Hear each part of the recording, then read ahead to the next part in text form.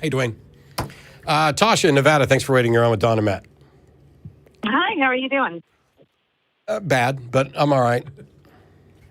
I've been sick for 5 days. How are you?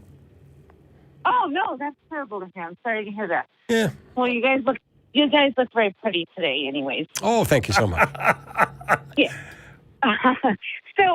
Anyways, I do believe that I have proved that the Jehovah Witnesses actually hold the correct doctrine. Really? And yes. I don't know if you know much about the Jehovah Witnesses, but I know that you guys are going to die if you need a blood transfusion. I know that you guys have predicted the end of the universe a few times and been wrong every time. No. See, that's the thing with the 1914. People think that was actually the prediction of the end. They weren't true Jehovah's Witnesses, right? Right. Yeah. They were. They thought that was the end, but what it turned out to be was that 1914 was actually the start of the end. How do you know that? Well, because the fall of Jerusalem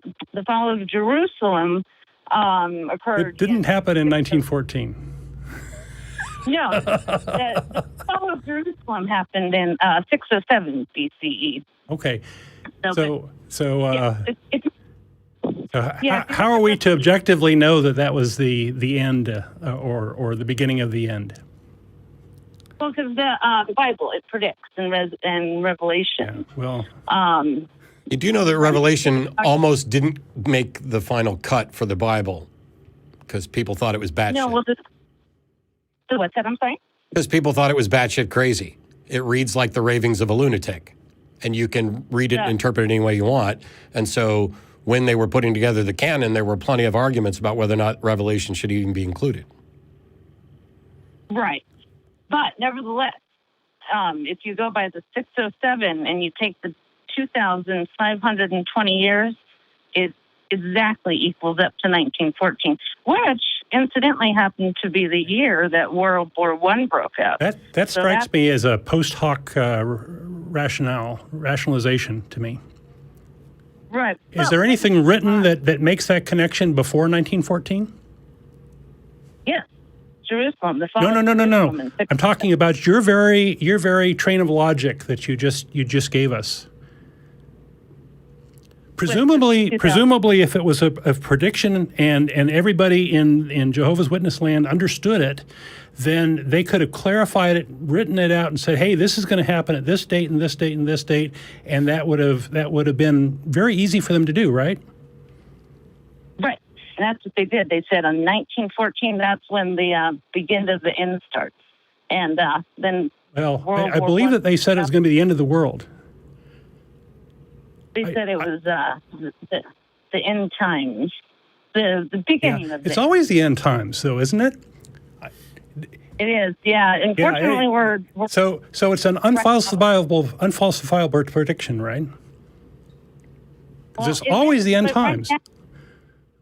Right. Well, I mean, that was 1914. But then if you look at what's going on today in Russia, again. Oh, Magog and Gog and all that? Yeah. Okay. No, Russia, they're banning the Jehovah Witnesses. They're, Good. We're not allowed to go door to door. Actually, I'll retract that. It's not good. That was me being snarky.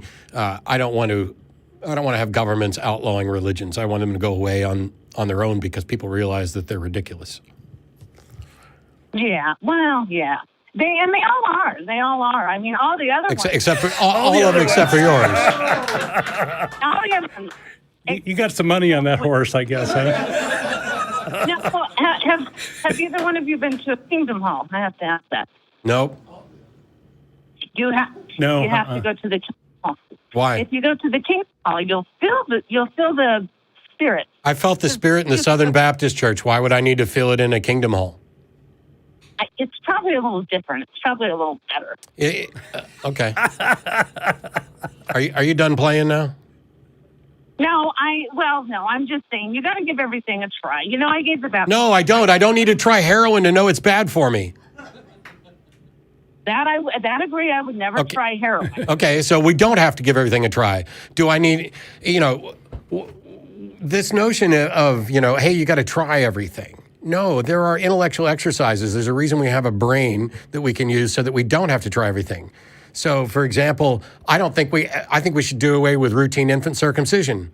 I don't think we need to have everybody try that to know whether or not it's what a God wants, or give a shit about whether or not it's what a God wants. Why are we mutilating children? Yeah, shouldn't be doing that. But we should when it comes to religion. I think we should try them all out. And how many religions are there? There's 30,000 variants of Christianity in the United States alone. It's gonna just keep me pretty darn busy. Where do you find the time? And how many of them did you try out before you decided that Jehovah's Witnesses were the right one? I don't think I tried that many. I don't think you did. I bet I tried a good 50 of them. 50? Wow. At least.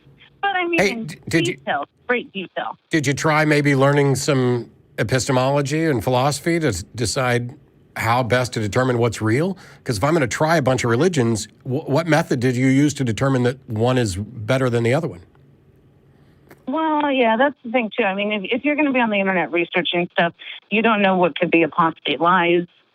And I'm not talking about internet research. You said you tried 50 religions. What methodology did you use to figure out that you got the right one? Well, you just got to look at the Bible itself, really. Well, why would we look at the Bible? What about religions that aren't based on a Bible? Well, those ones aren't true because Satan, basically. How did you determine that? Well, because the Bible says so. Well, but you're beginning with the Bible. Why on earth would you begin with the Bible? Well, that's true. But okay. No. Don't just say, "Well, that's true," and then stumble on. That seems to be pretty damn important. The Bible, yeah, it is. The Bible is important. I agree. Well, no. You're not agreeing. It's not the Bible that's important. It was your momentary realization that you had no reason to think the Bible was important. That was the important part. Well, the Bible outrights everything, though. You got to look at the Bible first. Why? Because it's the truth. How do you know that? Because of the prophecies.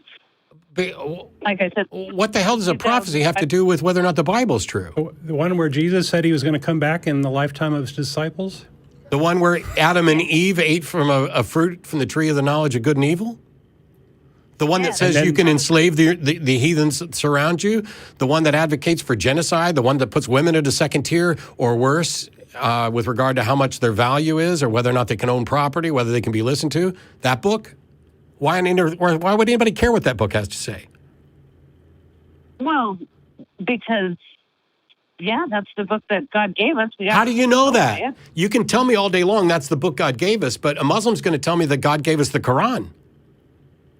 And it's newer. Yeah, but they don't have the same prophecies, I don't think. You don't think? So have you looked into it? There's a new religion for you. So how about Mormonism? Well, Mormonism, that's the easiest to disprove. Well, maybe not the easiest. It's pretty easy to disprove. All right, go ahead. Go ahead, Tasha. Disprove Mormonism if it's so easy. I think that they found some records in some old bank when they tore it down, in the 60s or the 70s, showing that Joseph Smith was actually convicted. No. They didn't find old records. You don't have to think they found something in a bank when they tore it down. Joseph Smith was a convicted con man, but that doesn't tell you whether or not Mormonism is true or false. Well, yeah. Do you actually give a shit whether or not what you believe is true, or will you just go with whatever you feel? You got to go with what you feel in your heart, I think. You have to, at the end of the day.